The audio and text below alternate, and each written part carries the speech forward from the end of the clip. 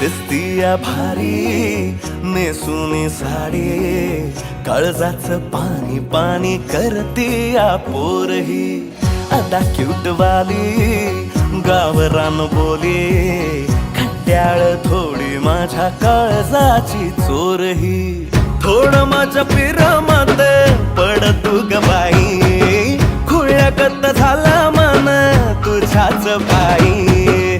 आता मला लागली या लग्नाची घाई, नाही आता बोलू नको अग माझी राणी. होशील का या बठ्याची सोबर घरवाली. मराठमोळी थोडीशी साधी भोळी, स्वागतीचा भारी बायको पाहिजे नखरेवाली. मराठमोळी